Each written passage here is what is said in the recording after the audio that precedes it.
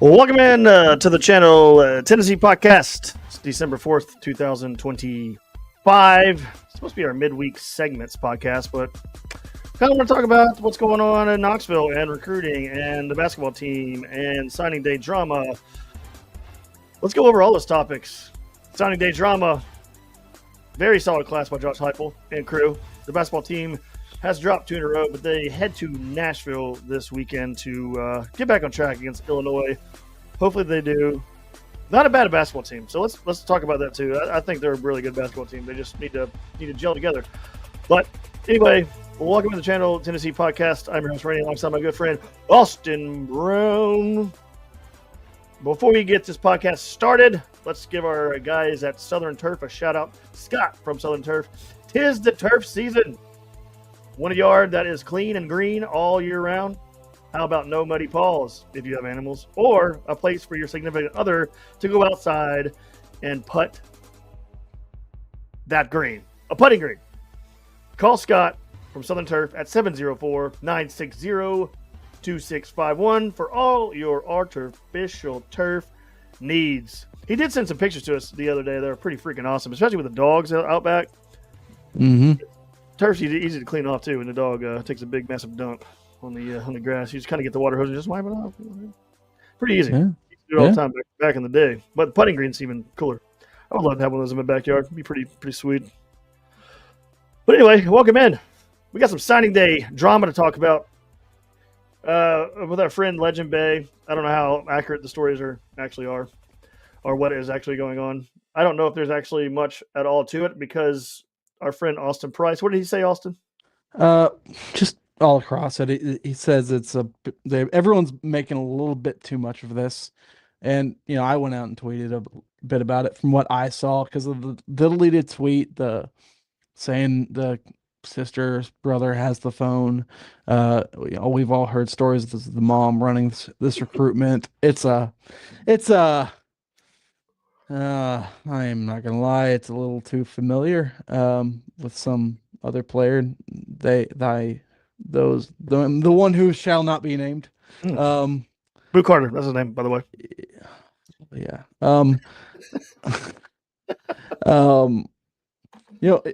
Side story. I was going to the Vandy game. I was like, man, Carter's gonna have a great game. Talking about Arion Carter, and someone's like, Boo Carter?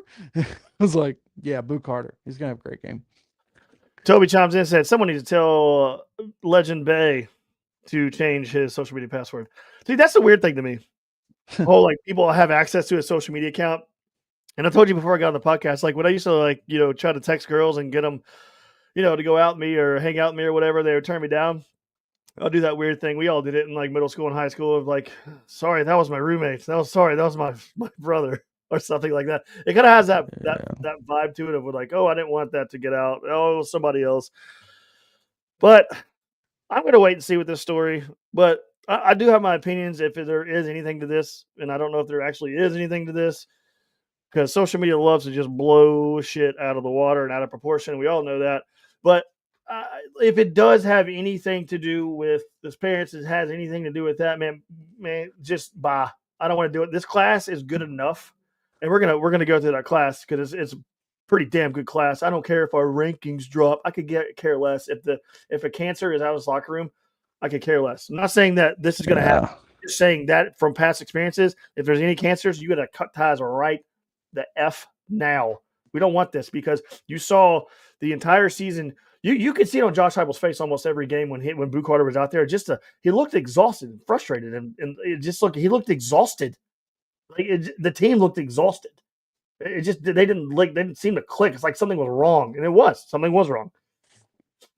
Yeah. I only thing about it is that has me wondering is it kind of sucks he took if from all signs the last thing he tweeted was that he's committed. So I think we should stop talking about it until more comes around about it. Agreed.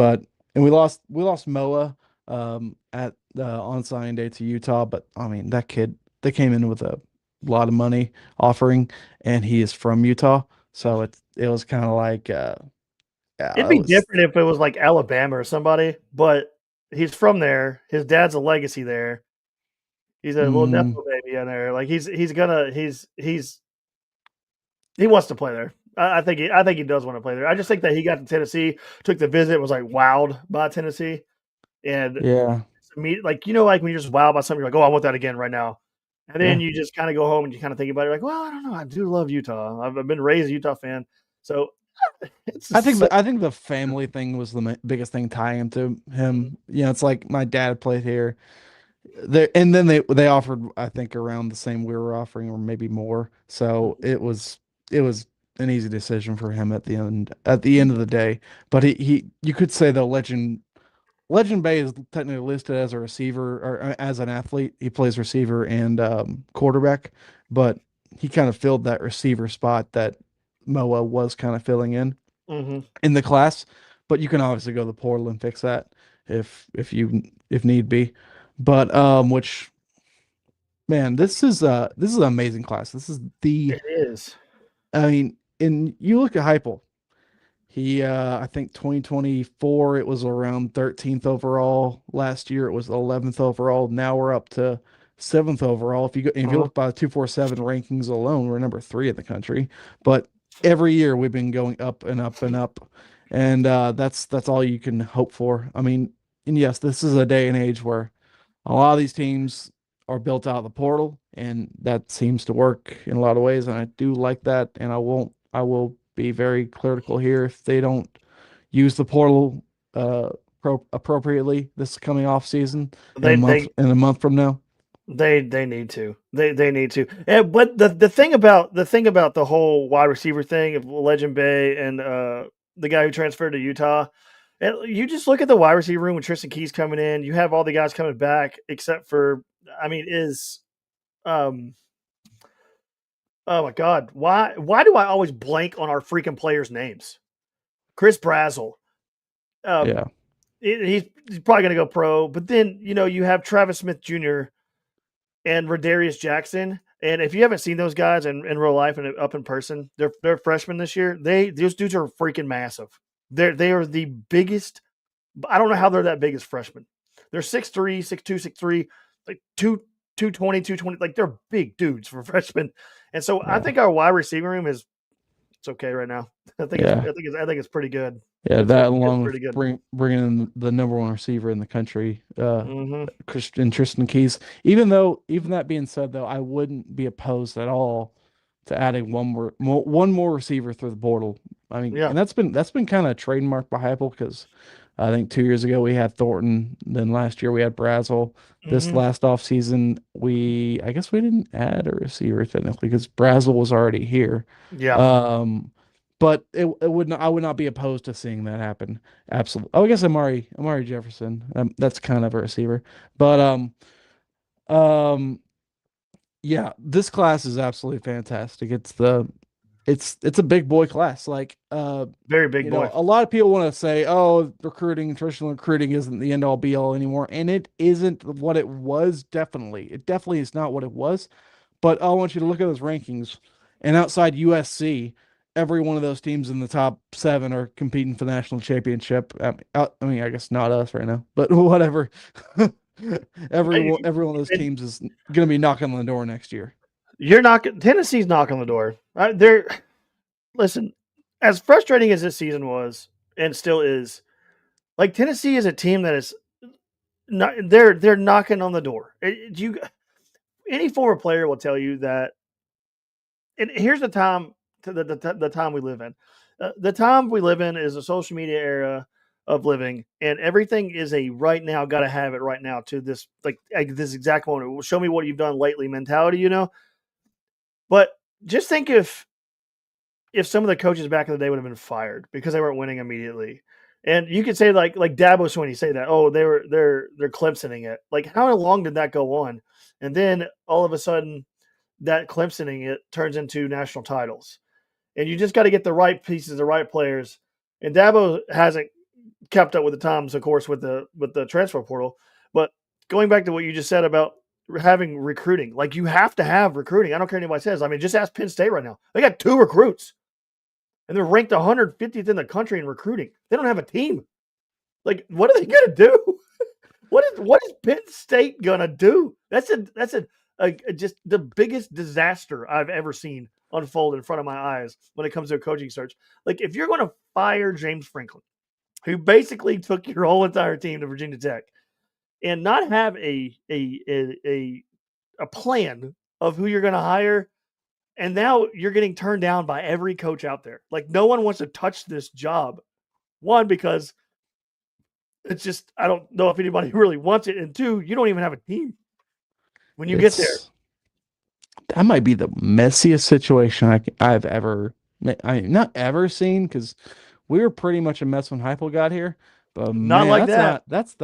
it's weird though. It's so weird because you're coming off of straight like consistent. They were so consistently average. I mean, just like really good. They were very consistently really good. Not elite, but they were so consistently at that top, like number 10 in the country level.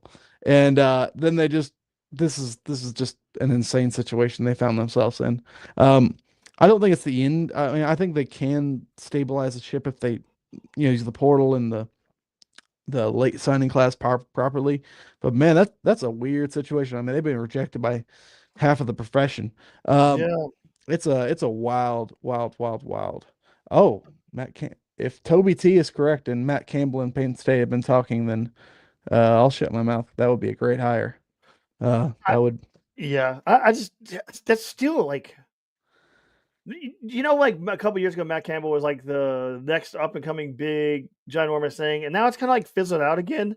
And I feel like the Matt Campbell thing, it's not a bad hire, but I feel like it's like you're just throwing rocks and trying to hit a coach, and the first one that falls down is going to be your coach. It's just like I feel like they're trying to throw everything at anyone that will bite, and then once they bite, they're like, "Oh, you want an interview?" Like I feel like that's how it's going right now. I said this earlier. And if you run out and get desperate, I swear to you, like just get Deion Sanders. Just pull the trigger. Like you can't like just try to lure Deion Sanders from Colorado because it's not going to get better there. You can't really recruit at Colorado, dude. Like Colorado is like Colorado. It's always going to be He just Colorado. went 4-8. I know, but the recruiting is getting worse there. It's like it's hard to recruit to Colorado. Yeah, but I don't know if Penn State like You give got me to some of that. outpay. You got to outpay people at Colorado, and you're not going to outpay people in this modern day at Colorado. Penn State, they got to pay James Franklin, but Penn State's got way more money than Colorado. I think. I guess they do, but I would say so, especially being in the Big Ten. yeah, Um, um, yeah, that's a wild situation altogether. insane, But screwed. I will say though, I'm very happy with this recruiting class. Solid job Yes. by Heupel and co. But you are still like there's still a lot more work to be done. We have to use the portal properly, and you need a new defensive coordinator, in my opinion. That has to happen. That has to happen. I'm not wavering on that whatsoever. I will not be satisfied because I'm just sick of seeing the same old problems year in, year out that aren't based on talent, that are truly scheme and the like things they're taught issues. I truly believe that to be the case. And I mean, it's not the end of the world if you don't get one, but it's just like I'm sick of seeing the same problems, and I feel like this is one of those things that can keep Tennessee from becoming elite and actually contending for a national title Well, seriously. yeah, and I agree. I agree. But like real quick, like the eliteness in this class. I'm counting right now. We got 1, 2, 3, 4, 5, 6, 7, 8. We got 9 players inside the top 150 on our roster right now. We have the number 2 player in the country, the number 10 player in the country, the number 24 player in the country, the number 41st player in the country, 61 player in the country, 81st in the country, 90th in the country, the 110th in the country, and 149th in the country. This is all 247. And going down that list from what I just went, those names are Faison Brandon, Tristan Keys, at the number 10 player in the country, Gabriel Asinda, offensive tackle, number 24 in the country, TJ White. No one talks about him. TJ White, linebacker, number 41st player in the country, 6'1.5", 230 pounds. That's a big boy. Joel Wyatt, sorry. He's an athlete from Murfreesboro, Tennessee, Oakland High School, number 61st player in the country. Braden Rouse, Linebacker, we got 2 stud linebackers coming in this class too as well. He's the number 81st player in the country. Carter Gooden, which was a flip from UCLA. They flipped him last minute. That's a pretty good one. He's a 90th player in the country. Kamari Blair, offensive tackle. We got a lot of big boys, man. We're getting a lot of big boys, man. That's a lot of meat right here. And then rounded out Legend Bay if he stays. He's 149 in the country, and below that, it's still we got a lot of good players, dude. A lot of. I completely agree. And a lot of this is the future. A lot of this is not going to be immediate gratification stuff here. And you are matching this with the highest class you had the year prior. Like, I don't remember, or I don't know if you remember, but coming into this season, Tennessee broke into the top 20 blue chip programs for the first time, I think, over 13 years or something like that. So you match that, you break into that, and then you add the best class you've had in over 11 years to that. That's going to get you even higher up those charts. But if you noticed, like throughout the year, it was kind of clear we're a young team. This is a young team, and so a lot of all what we're doing right now is based on the future. And I don't think you're going to see really the fruits of this labor, of this class and the one before it, truly until probably 2027, at least fully. A lot of what we're doing with Heupel right now is based on the future. But that being said, you have to win now too. It's a weird balance of like, I need to, like, we want to put all this NIL and whatnot into the future, but at the same time, we need to make sure we are staying afloat. And, 8-9 wins this year, it's what it is. You didn't have one good win on the whole year. You had a lot of good showings, but like that Georgia game, but you didn't do what exactly we needed you to do. And there was a lot of bad losses. There was too many bad moments, and that's where I feel like we didn't do enough in the portal. Like we were so young that I feel like a 3 or 4 more portal additions may have gotten you some more wins, and maybe a new kicker. But I feel like that's what I need to see. I need to see this continue. I want to see more of this recruiting out there. Stay at this pace and match that with you know, patching any holes you have through the portal. Because I don't feel like we did that to our fullest extent this last offseason. And yes, you had some unfortunate injuries. Jermon McCoy, Ricky Gibson, there's some others. Just some unfortunate things. I mean, Boo Carter was a head case, yada, yada, yada. There was a few messes this year that you couldn't exactly predict. Kind of could, but whatever. I need them to go in this offseason, make the correct changes on the staff, and use the portal wisely. And I'm going to bring this question to you at quarterback. Let's just bring it out at quarterback. Which of these? Okay, let's just say Joey Aguilar cannot get one more year of eligibility. He just can't figure it out because, Lord, this sport's so freaking weird. Who the hell even knows how this works? It's like, I mean, I know he's joined the lawsuit with Diego Pavia, whatever. But if he can't get that eligibility, do you want Faison and McIntyre to compete for that starting spot, or do you want to go out to the portal, drop a couple million, and go grab a 22-year-old dude? Here's the problem with this. Here's what I think is gonna. You're getting the number one, in my opinion, number one quarterback in the country in Faison Brandon. You got last year. Let's see. Last year you had George McIntyre coming in. He was the 17th best quarterback in the country. He was a 4-star. He was a 5-star if he never hurt his hand. Oh yeah, isn't that funny? He broke his hand and they dropped immediately down to a 4-star. It was crazy. Or if he would have committed to Alabama, he'd stay a 5-star. Obviously. But eventually, you're going to need to stop relying on the portal for a quarterback because these freshmen that are coming in, if you keep doing this, they're going to be like, I'm not going to go there because you're just going to get a guy in the portal and they're just going to play him over me. Like, Josh Heupel has got to develop his own guy. We have yet to see that. That's something we've got to see. Because if you want to keep getting these high-end quarterbacks, Your head coach has got to prove that he can develop the guys he recruits at that position because he has not developed one yet. It's always been someone else. Like Well, you have Hendon Hooker, you have Joe Milton, you have Nico who left. He wasn't any good. He's gone. He's going to transfer again. We'll get to that in a second. Holy hell, he's going to transfer again, and then you have George McIntyre, which is understandable that you need a portal quarterback coming in when you only have freshmen on the team. You need that. But now George McIntyre will be a sophomore.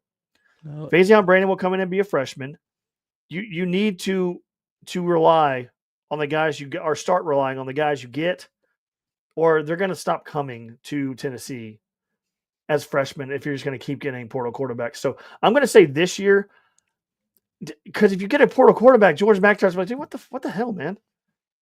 Like you can't. They're just going to keep leaving and keep transferring because Merklinger ain't going to be around. He's going to be probably gone if you have to guess. And then you have McIntyre and you have Faison. You're going to have to get another one. I agree for depth, but you can't get one to keep starting over the players that you have, or that's going to become like a look of like, oh, he's just going to go out and go to the portal again. You got to start trusting the guys you have. I mean, to be fair, this was supposed to be the second year in a row we started a guy out of high school. Like that was the plan, and Yeah. he turned out to be such a big. His family's just a mess, and that went how it went. Um, so you had to go get Joey. That wasn't the plan, and it's never really the plan to go the portal. I mean, it's more like this. I don't feel like Heupel needs to win this season. He needs to win, right? It'll be Upcoming season, yeah. if he goes worse than 8-4, 9-3, it's gonna be tough times around here. Am I mistaken? No. And you want to tell me Heupel should just put all his eggs in the basket of a 19-year-old redshirt sophomore and George McIntyre who can't seem to put on enough weight, and Faison Brandon, who is a stud, but he's a true freshman. I don't know if I'd like that if I'm Josh Heupel, especially in this era where everyone seems to have a 22-year-old quarterback that you're competing against. Because it's honestly just how the sport kind of works now. Like this is what Ohio State does. This is what Nope. Oregon does. Ohio State's quarterback's a freaking freshman. Didn't he? I thought he started his career at Alabama. Or he transferred, but he has never played. That's what I'm saying. Like you've got to He's a transfer. but he transferred, but he never played a game. He transferred from Alabama. He's still young. He's considered a freshman, I believe, right? Am I wrong? Oh, dang, he was a recruit there. What? No way. I could have He swore he started at Alabama. No, he went to that's why I said that. He went to Ohio State. But you see like these good programs, like they don't wait to start their good, they're like high rated guys. Like they don't start. They don't he's a freshman. He transferred there after 1 year at Alabama. He's a redshirt freshman. Like he's a freshman. He's a sophomore. He's 20. Yes. I Basically a freshman though. He hadn't done anything until now. But like he hadn't been given the chance to play. So basically he's a sophomore. So they're playing a true sophomore basically. And like he looks like a stud. I know Ohio State's surrounded by studs, but so is Tennessee's quarterback next year going to be surrounded by studs at wide receiver because you're going to have Matthews, Staley, no one receiver in the country coming in. Rodarius Jackson's going to get out there. All those other dudes. Like you have a good wide receiver room. You have a good one. A really good one. I agree with everything you're saying. At the same time, I'm just kind of looking at it, and I don't know if I think because we kind of need a quarterback to elevate us a little bit. Because there's just some spots on this team where if you're Heupel, you can't. I don't know. I don't know. I just think I can't trust youth and experience to beat Alabama and beat LSU. It's tough for me to. It's tough for me to do that. If you put a gun to my head, would I rather have let's throw the name we're all hoping for, or that our kind of dream situation if Joey can't come back, would be Brendan Sorsby. If you told me Brendan Sorsby or Faison or George, I'm going Faison or I'm going Sorsby. Man, I'm going Sorsby 9 out of 10 times just because I pay a lot for my season tickets and I like to see Tennessee win, and I think that's going to be the best result for the 2026 season. And yes, I agree, but at the same time, you can just say, well, he'll be gone.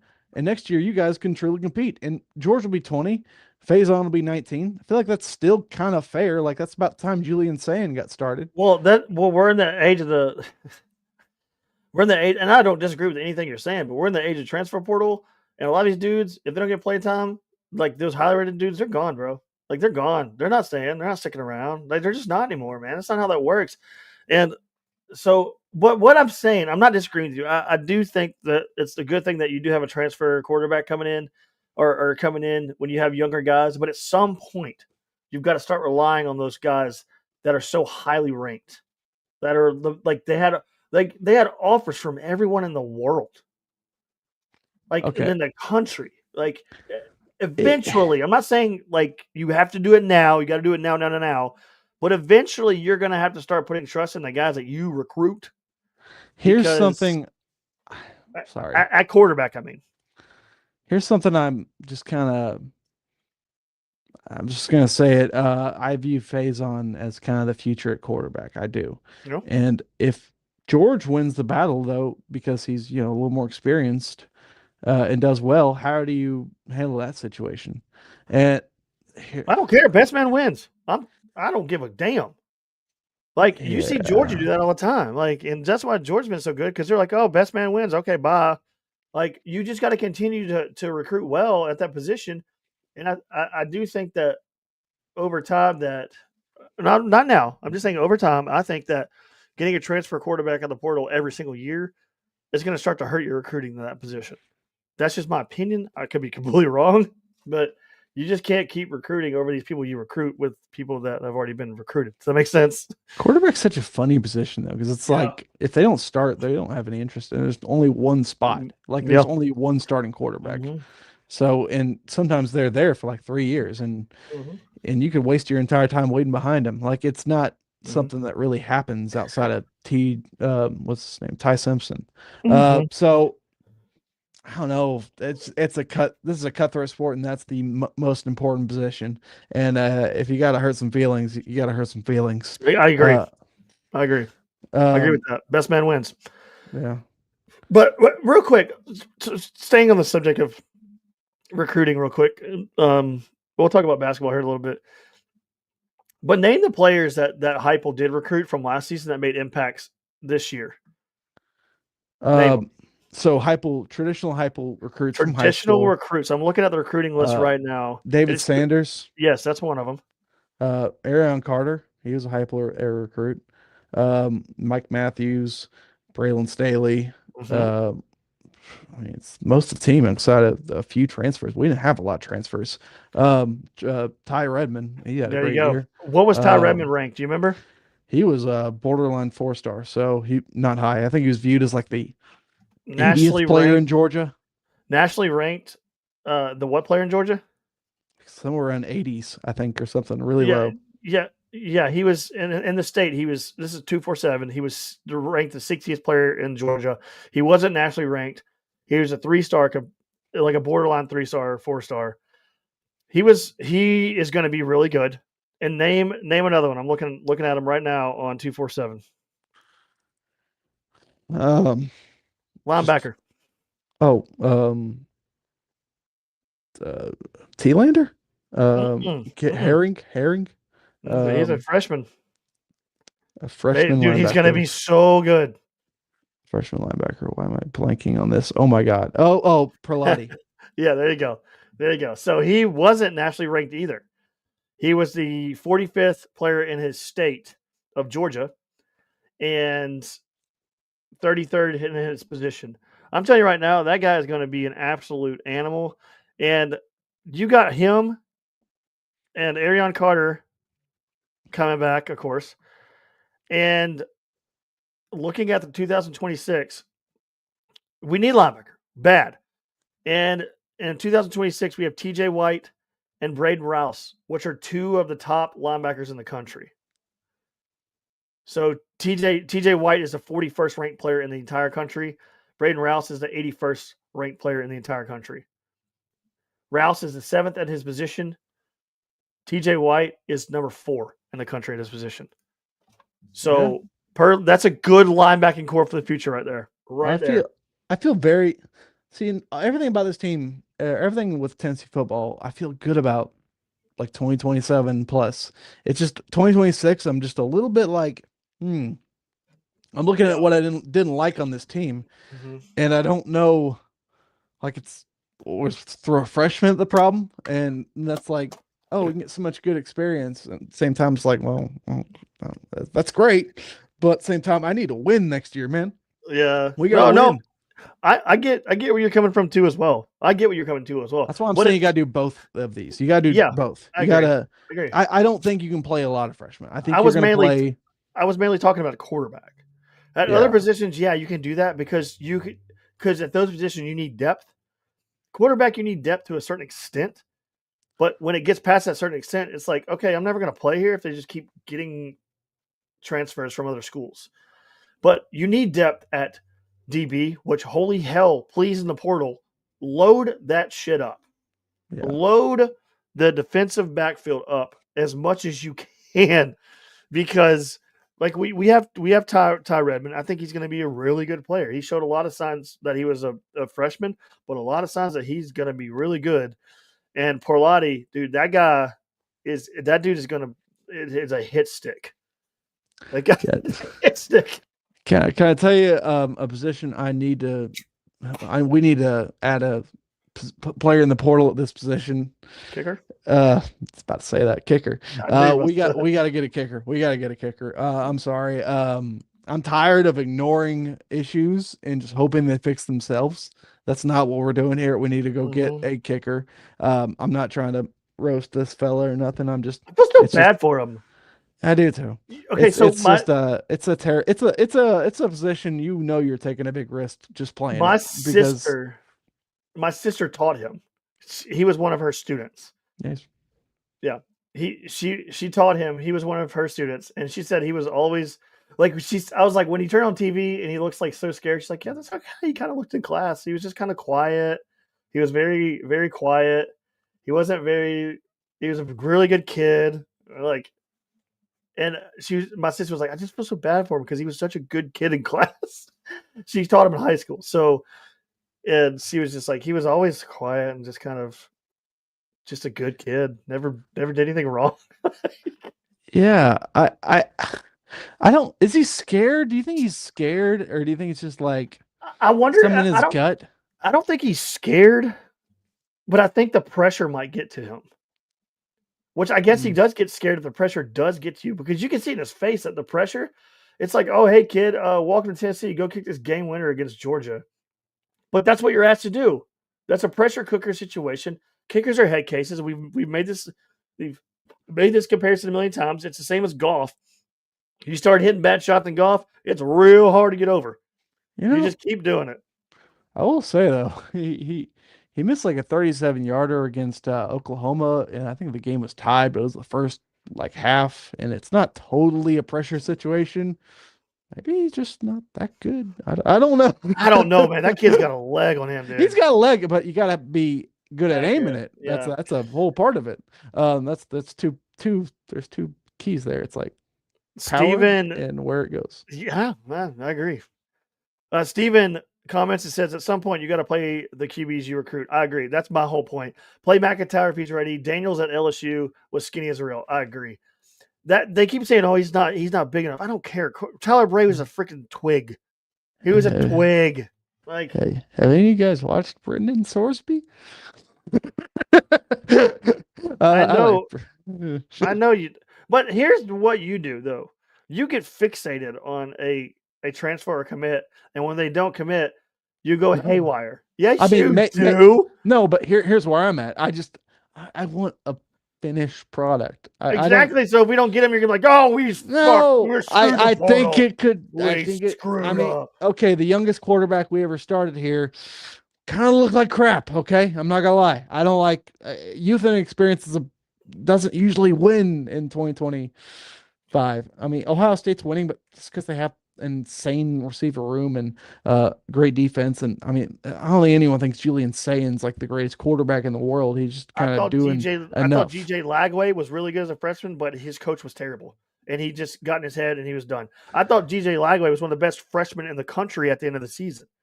He would because he coming into this season, I was like, damn, Florida might be good because DJ Lagway. One, he couldn't stay healthy; he was always injured. But his coach was a dumbass. But then there goes your case. Like you have a freshman that's really good. Like say phasing out Brandon comes in. Like you just like I'm not saying just throw him out there to the wolves, but you got to give these guys like kids some playing time because Josh Heupel does this thing where he only gives them a small amount of playing time in a game that's a blowout. Like you gotta let them play, man. Bring in a transfer, and then they'll compete for the job next year. I'm sorry, that's my opinion, and I'm Oh, I not. don't disagree with you.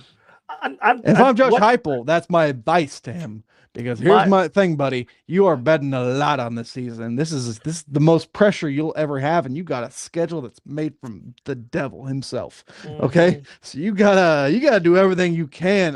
This is serious. This is actually real talk right here.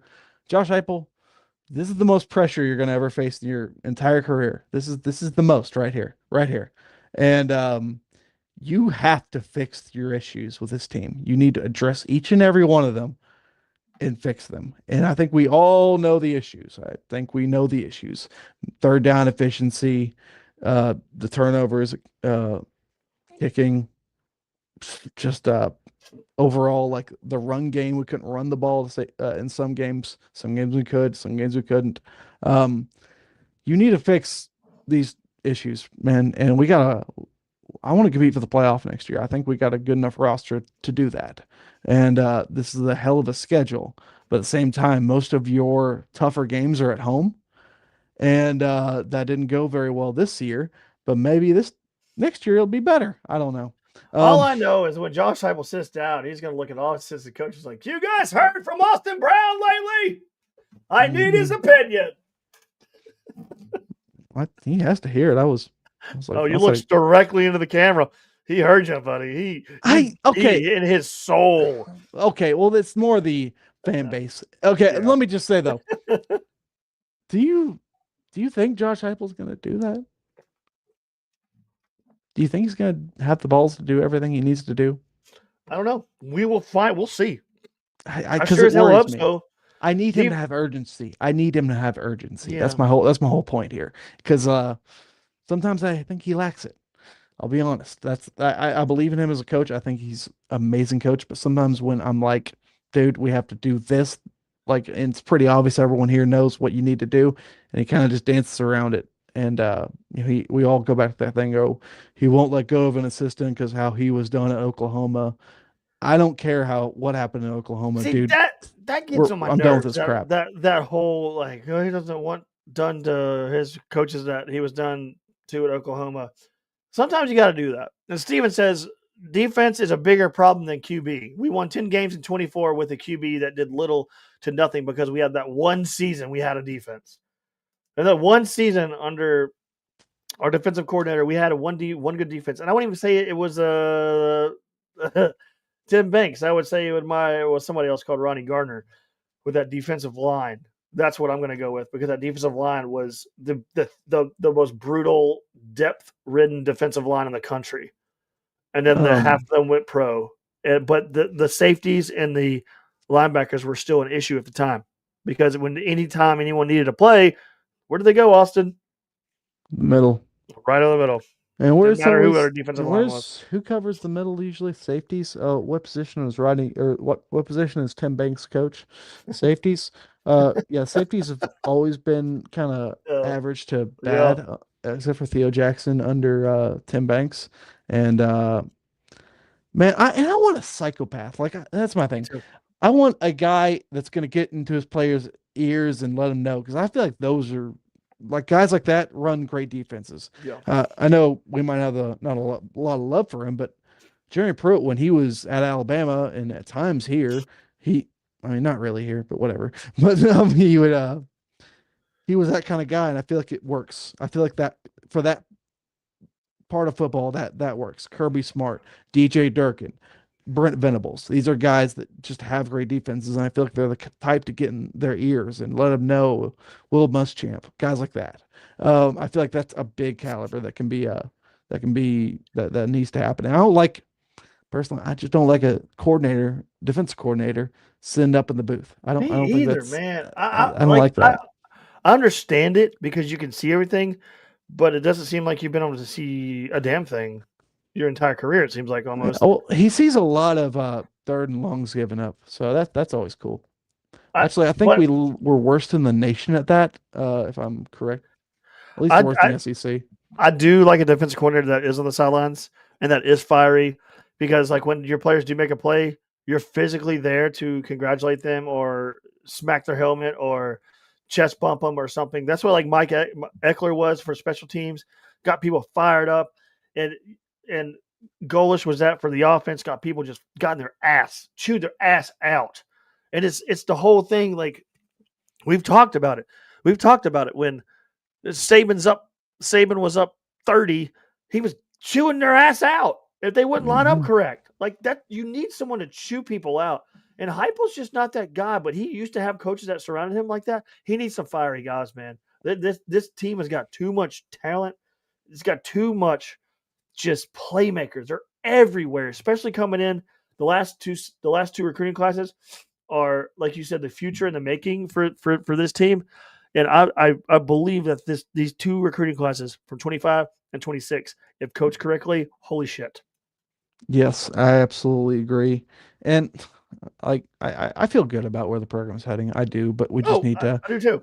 I feel like this honestly, this Vandy loss can be the best thing for you because it can kind of, put you in a corner where you have to make some changes. And from everything I'm hearing, that is kind of that thought process is within the program right now that we need to fix what's wrong here. And that's what I'm happy to hear. And I just need to see it happen now. Do you want to Yeah. move on to the fighting basketball balls? Yeah, let's do it. I want to top people off a cliff. It's insane. 7, 8 Start games in start with 6. me. Start with me. Listen, I said when this basketball season started, listen, we lost 2 in a row. Oh my God, like it happens. It's basketball. And I get that we lost to Kansas and then we lost to Syracuse. I get it. Who would have thought? Okay, a side note here. Who would have thought losing to Kansas and Syracuse could feel this embarrassing? Set this fan base We've a lot. lost to these national championship programs away from our home gym. God, it was so humiliating. It is humiliating because those programs are without the two best You players, got and it was bad. They're bad. That's you bad got losses. humiliated by Kansas. You didn't necessarily get humiliated by Syracuse. You just couldn't.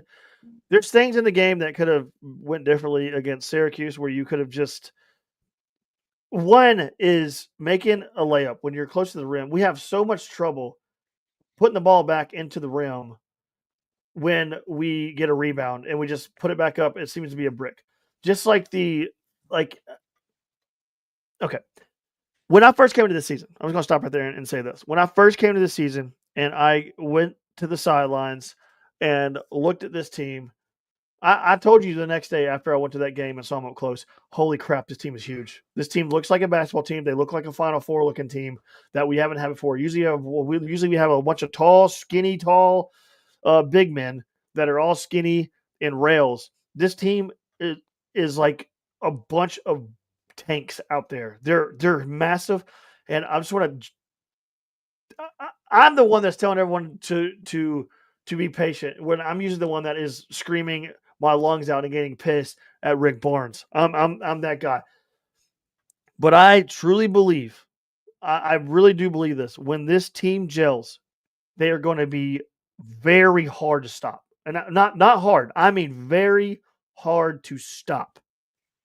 And Nate Ament needs to get going one and for all. Like you need to get going.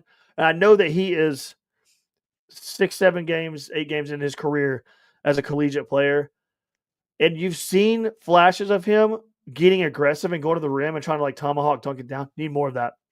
I know he's little, but that man has a wingspan the size of a freaking windmill. Like you have to go up with the ball. You got to go up with it. You can't try to get jukey and tricky. You're not in high school anymore. You got to go to the rim and go up because you're tall. And you'll get fouled every time if you do. And if you don't, you'll probably make it because he's really good at making shots close to the rim off the backboard. If you haven't noticed, he uses the backboard better than any player on his team. He Yeah. can use it so good, but he needs to learn that he can't use his body right now. You're not big enough. You just need to go up. You're taller than everyone. Go above them. And In the Rutgers game where we were at work, so we didn't see. I watched it, it's kind of on my phone, but in that game you saw kind of the best of this team, and that was Gillespie just going to bleep off. Just he's unstoppable when like the rim is as wide as the ocean when he's on, and we haven't seen that much outside of that one performance. And Ament was on. It's just it like when these guys are all feeling it and firing, they might be unbeatable because they can play that elite defense. They have bigs that can get every rebound. They're going to contest every shot. They're got Boswell's going to be glued to you, but it sucks though because when they're off, it looks pretty god awful. Okay, Immense getting the ball yanked out of his hands, going to the rim, and we seem to can't shoot it in the ocean. And it's just it looks so god awful. It just really does. And you sometimes like that Syracuse game. I don't. That was a weird game, man. That was a weird game. Like well, when we missed bad. Like there were airball threes. I've never seen that many airball threes in my life. I kept seeing on Twitter. I kept seeing on social media of one. I know one of our friends said, "If we're going to get an ACC opponent, can't we get someone like better to test us?" I'm like, have you not watched this team, the Syracuse team, this year? Like their record, well, they have 3 losses already. They're like 4-3. That's a good Syracuse team, man. They've taken almost every team they played down to the freaking wire. Doesn't matter who they played. Like that's a good, talented Syracuse team, and on their home gym, on their home floor, and their home gym, and just pump the damn brakes, guys. Like it's, I honestly think. And listen, I have been critical of Barnes. I've been critical of his teams, and I'm going to stay critical until you make a Final Four. But this is a team that can do that. Like when people say in the past, "Oh, this team could go to the Final Four," no, they can't. No, they're not going to go. This team right here, they can. Last 2 teams should have gone. They're bigger than any team we've ever had. They've got a point guard that is fast and can attack the rim. It's not like Sakai Ziegler who can't attack it because he'll just go dribble the ball and do a circle around the 3-point line and reset the play. Gillespie is a quick thinker, quick hitter, and he goes and attacks the basket. Zakai was more of a set people up for success type point guard. Gillespie is not that, but he can be. He can be both because he's so damn good.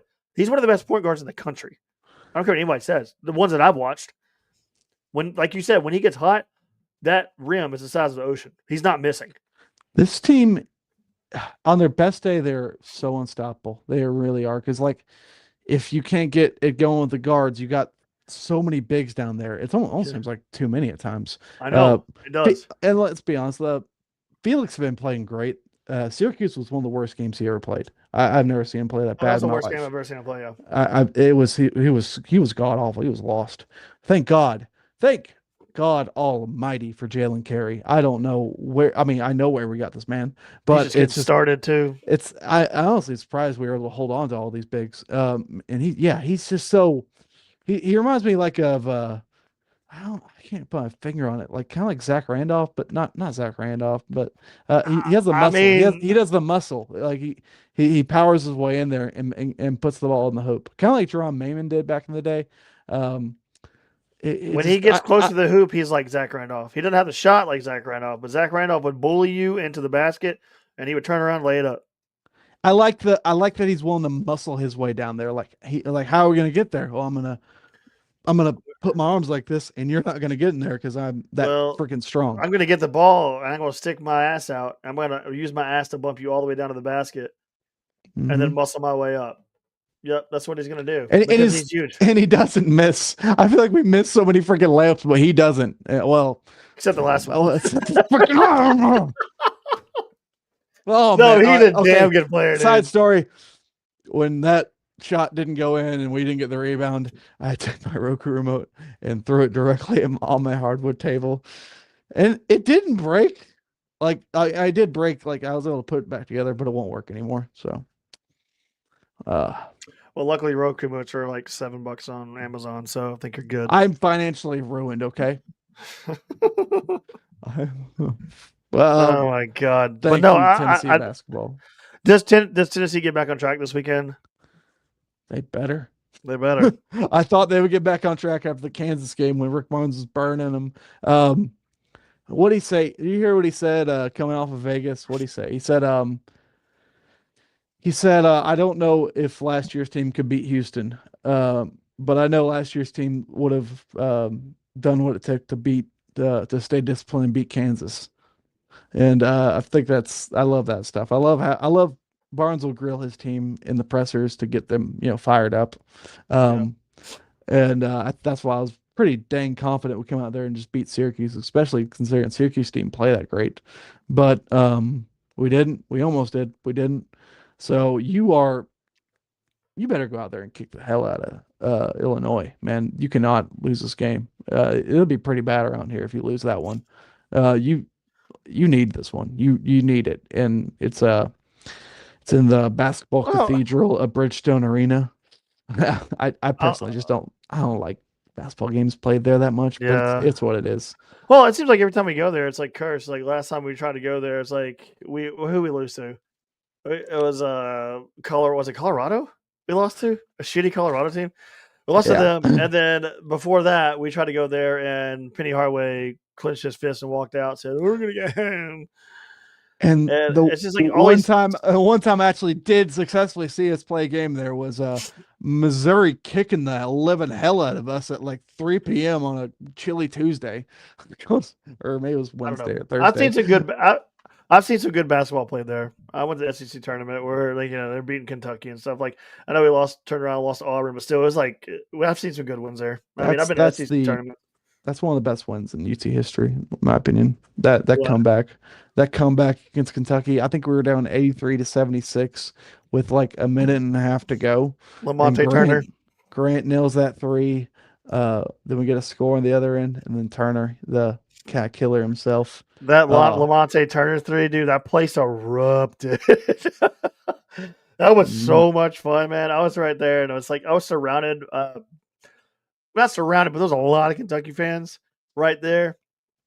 And I'll never forget Lamonte gets that pass up to the point and just launches one up, and it goes straight in. And the Kentucky fans right next to me just so deflated, they're like, "We're losing." They knew it. They're like, "We're losing." Like we've let this happen. And I think that was the first time they were like, "I want Calipari gone." Like that was like the first time I like heard people like Calipari. I'm done. and now you look at them right now. They're lost 3 games already. They hate this team so much. And Calipari's got Arkansas going. They just Hey, beat the hell out Roland. of Louisville right now. Just like, oh, it's so funny. They cannot. Life hates them. I don't know why. They just do. And at least you fired Yeah. Mark Stoops. Yeah. All right. Side note. Are you shocked Kentucky actually pulled the trigger and got rid of him? No, not now. He did just lose by 41-0 to Louisville. But I think they were waiting for a little while, knowing that's the best Kentucky's going to do for a minute in football, and they were just letting that buyout go down a little bit.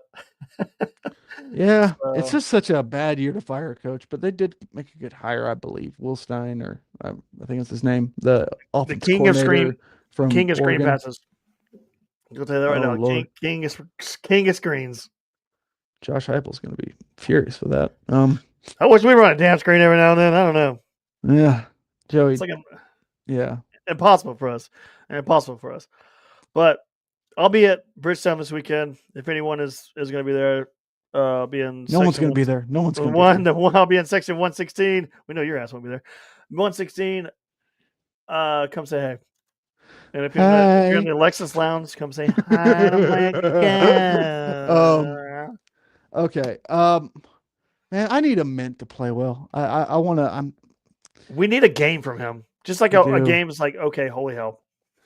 We need It it. does Show us, brother.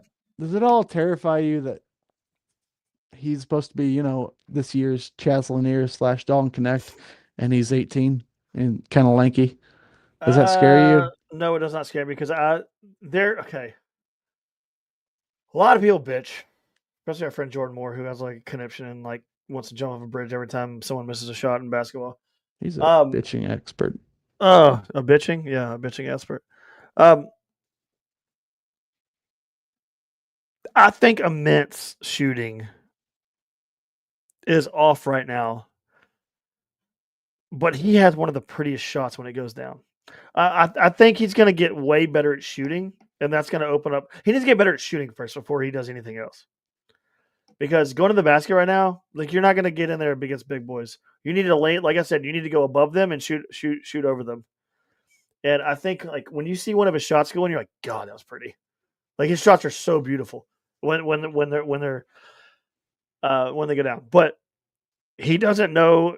He's used to playing in high school, and now he's playing against college guys that are like NBA size players, and it's going to take a second. Like that's the thing I hate about when freshmen come in that are highly ranked in basketball, because you only got a few in the country that are going to come in and ball out, and he's supposed to be one of them.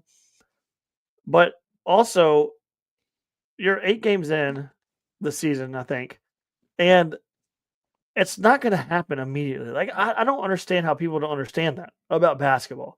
You're not going to come in and just start dominating people unless you're freaking LeBron James or something coming out of high school. Like that's just not going to happen. Like unless you're like LeBron or Kobe, like that just doesn't happen.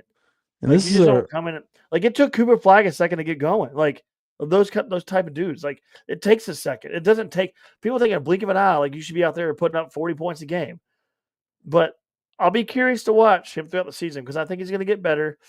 And he seems to be a quick learner. He seems to be fixing some things that he was bad at earlier in the season, like the turnovers, like people picking his pocket. I haven't seen that in the last couple games where people are picking his pocket because he's so tall and his dribbles are so high. I feel like he's been keeping it more above his head. So I'm curious to see if he learns and gets better because I think he will. Yeah, I think he will. I think he will. He'll definitely get better. He'll definitely get better, and I do think this team will be okay. I think they'll be okay. They're going to be fine. They'll be fun. I mean, it's crazy because like that win over Houston was massive, and it was such a big boy win. You know, like it took you getting down dirty and just muscling out a victory, and then you just get your gut punched by Kansas and the Cuse, and you were just so close to squeaking those out, but you just happen to lose them. Okay, so later in the season, we gotta get better at free throws. We gotta get better at free throws too. We gotta get. We better. Started 1 of 5. Yeah, we got to get way better at free throws. But what you just said, real quick, and we'll close this out. You literally just said that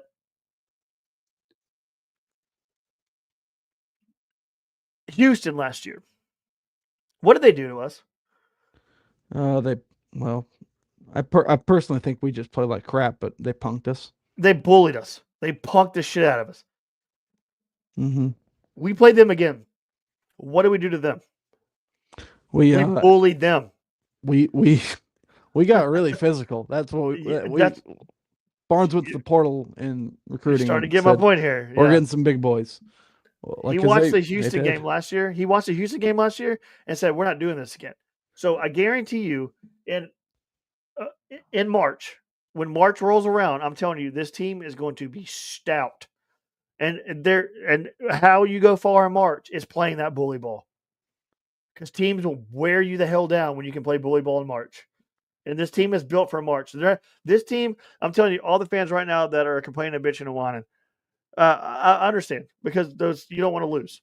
But come March, this team is built for a March run. The Barnes watched that Houston game last year and said, "We're not getting bully balled again in the Elite Eight."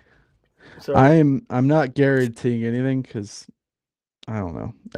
Barnes in March, and also there's just a lot of unknowns with this team. But I will say athletically, this is the most athletic team I've ever seen Tennessee have, and that gives me some faith. What's our record right now? It's basketball. What's our record? What's our record? 7-2? Yeah. Yeah. We played 9 games. Well, I am worried. Okay, why? right, It's 9 games. Relax. It's 9 games. You played 4 games. I don't count anything that happened before the Rutgers game because those teams couldn't fog up a window. The ones before it. Okay, well, so you went 1-2. I'm gonna say 2-2 because you played the Maryland team. Maryland's not Rutgers. Yeah, sorry, Rutgers. Rutgers is not a slaw program. They're not slaw.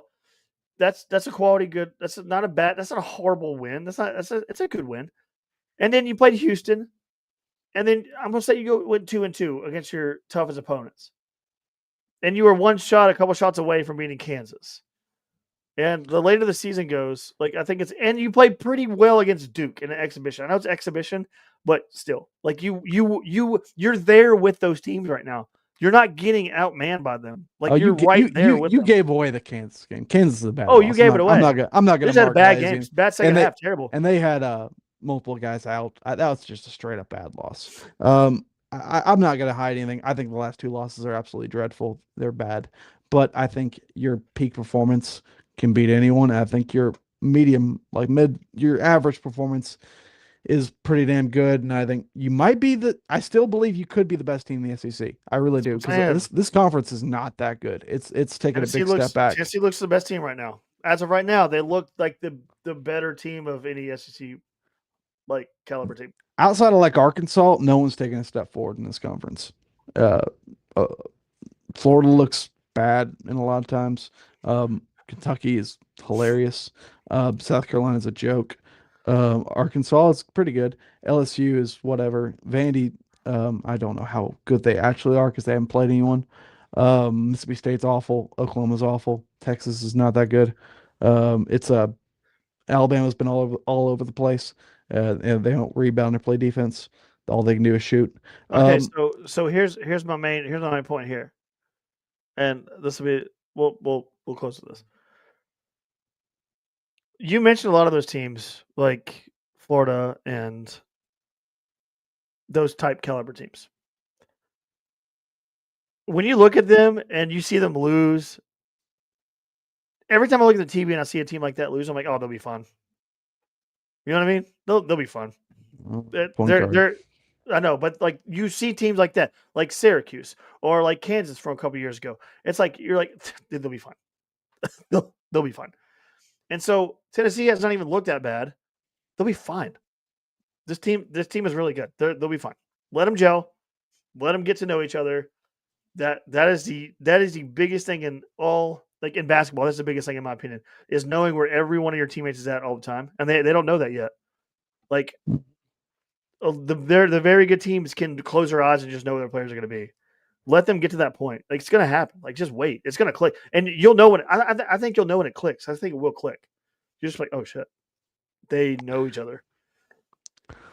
I think conference play will do this team some good. I think playing night in, night out SEC basketball, you'll see a lot of highs. You'll see a lot of lows. You're gonna, like, I hate to say it, but that Syracuse game, you might see that game again. You could see that game again, and you're going to. It's basketball. You're gonna see some great performances. You're gonna see some god awful ones, and you're gonna wind up with like a 4 or 5, maybe 3 seed in March, and you just pray to God you put it all together and go deep. Whatever. I mean, it's what it is. It's basketball. I maybe this team could put it all together and be one of the best teams in the country. I don't. It's. I am the most negative person ever when it comes to basketball, but I don't know. I look at this team and I look at their size, their players, and I don't know. I got a weird feeling about that. This team is going to be really good come March, like real good when they put it together. I don't know. That's just my gut feeling. My gut feeling. I never feel good about basketball. Just like, oh, they suck. But this team does not look like they suck. I'm not gonna say any of the things I was saying during the Syracuse game that my neighbors all heard. Oh, well, you know.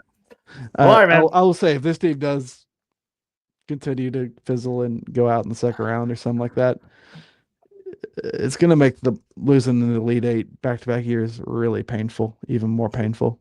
Yep. So let me end on that note. Oh man! Well, all right, man. Good podcast. Went a lot longer than I thought would be for freaking Thursday night, random Thursday night. We were supposed to do a midweeker on Wednesday, but we decided not to, and we did Thursday. So here we are. Good podcast. Thanks for everybody tuning in. I didn't get to all your comments because we got deep in conversation, but thanks for tuning in, everyone that tuned in. We'll do it again on Sunday nights. Good night. Go Vols. God bless.